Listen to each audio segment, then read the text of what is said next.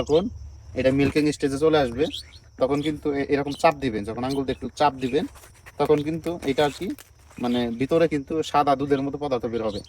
এখন এটা আমি খাবো, দেখি এটা মানে কেমন টেস্ট। মাশাআল্লাহ, স্বাদটা কিন্তু অসাধারণ। দেখছেন এই যে অলরেডি ভিতরের দিকে কিন্তু এটা মানে মিল্কিং স্টেজ আসতেছে। আসসালামু আলাইকুম। আপনারা হয়তো অনেকেই জানেন এটা কিন্তু আমাদের ভুট্টার প্রজেক্ট। তো কিছুদিন আগে কিন্তু আমরা এই জায়গায় আসছিলাম যে আমাদের ভুট্টার ফলন কেমন হয়েছে। এরপরে কিন্তু আমাদের মোটামুটি বীজ দেওয়া, নিড়ানি দেওয়া, আগাছা পরিষ্কার করা সম্পূর্ণ কার্যক্রম কিন্তু শেষ হয়েছে।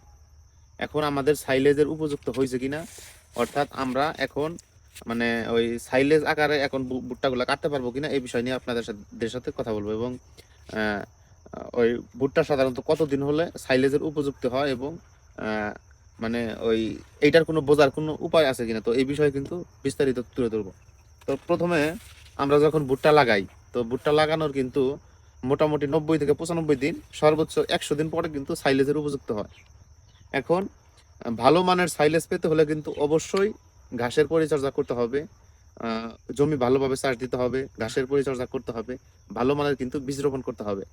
এবং দেখেন এগুলা কিন্তু সাধারণত বয়স হয়েছে প্রায় 3 মাসের মতো। তো এখন আমি একটা আর কি ভুট্টার মোচাটা একটু ছাড়িয়ে দেখবো যে আসলে সাইলেসের উপযুক্ত হয়েছে কিনা বা কয়দিন পর্যন্ত সময় লাগতে পারে। তো এটার বোঝার সহজ একটা উপায় হচ্ছে মানে আমি আগে প্রথমে একটা ভুট্টার আগে মোচাটা সিলাই নিব। এটা সাধারণত অনেক জায়গায় কি করে, যখন সাইলেজ কেউ তৈরি করে তখন কিন্তু এই ভুট্টাটা হারভেস্ট করে। তো এই কর্নটা হারভেস্ট করার পরে কিন্তু এই শুধু খালি এই গাছ দিয়ে সাইলেজ করে। আসলে ওই ধরনের সাইলেজ কিন্তু মানে পর্যাপ্ত পরিমাণ পুষ্টি পাওয়া যাবে না। আপনাকে পর্যাপ্ত পরিমাণ পুষ্টি বা সাইলেজের পুষ্টি মাত্রা ঠিক পেতে হলে কিন্তু অবশ্যই আপনাকে মানে এই সহকারে, এই দানা সহকারে, এই মোচা সহকারে কিন্তু আপনাকে হারভেস্ট করতে হবে। দেখেন এটা কিন্তু সাইলেজের জন্য উপযুক্ত এখনো হয় নাই। তো এটা কিভাবে বুঝবো, যখন এটা কিন্তু দেখেন পুরো বীজটা কিন্তু সাদা হয়েছে, তো এটা কিন্তু আরো একটু বড় হবে, দানাগুলো আরো একটু বড় হবে এবং আরেকটু কিন্তু মানে সবুজ কালার হলদে হলদে কিন্তু ভাব হবে এবং এই দানাগুলা কিন্তু আরো বেশ বড় সড়ো হবে এবং মোটা হবে। তারপরে এই মোচাগুলা কিন্তু আরো কিন্তু বড় হবে এবং একটা দানা যদি আপনি হাত দিয়ে ধরেন, হাত দিয়ে ধরার পরে যখন এটা চাপ দিবেন, তখন এটা চাপ দেওয়ার পরে কিন্তু এটার ভিতরে থেকে কিন্তু মানে সাদা দুধের মতো একটা পদার্থ বের হবে।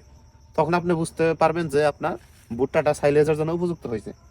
তো এখন যেহেতু আমাদের এই ভুট্টার বয়স সাধারণত 3 মাস হয় নাই, তো যদিও আমাদের অ্যাকুরেট হিসাব নাই, তার ম্যাক্সিমাম কিন্তু 10 থেকে 15 দিন আমাদের সময় লাগবে, তারপরে কিন্তু ভুট্টা সাইলেজের জন্য উপযুক্ত হবে।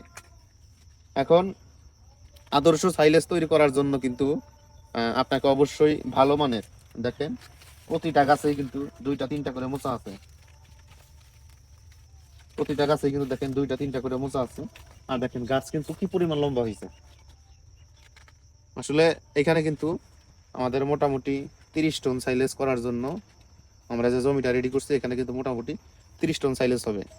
এখন এই ভুট্টাগুলো আমরা সাধারণত চাষ করছি হচ্ছে 1 কেল থেকে, দেখেন 1 কেল থেকে আর 1 কেলের দূরত্ব মোটামুটি 2.5 ফিটের মতো হয়েছে। আর এক চারা থেকে আর এক চারা দূরত্ব 12 ইঞ্চি, 9 ইঞ্চি, 10 ইঞ্চি, তো এক একটা কিন্তু এক এক ধরনের। তো আপনারা কিন্তু এভাবে কিন্তু ভুট্টা চাষ করবেন এবং সাইলেজ যখন তৈরি করবেন তখন অবশ্যই ভালো মানের চপিং মেশিন দিয়ে কিন্তু চপিং করতে হবে। এবং এর দিন কিন্তু আমরা ভুট্টাগুলো চপিং করব, আগের দিন আমরা ভুট্টাগুলো কাটবো এবং পরের দিন কিন্তু সাইলেজের জন্য তৈরি করবো। তো ধন্যবাদ সবাইকে, সবাই ভালো থাকবেন। আসসালামু আলাইকুম।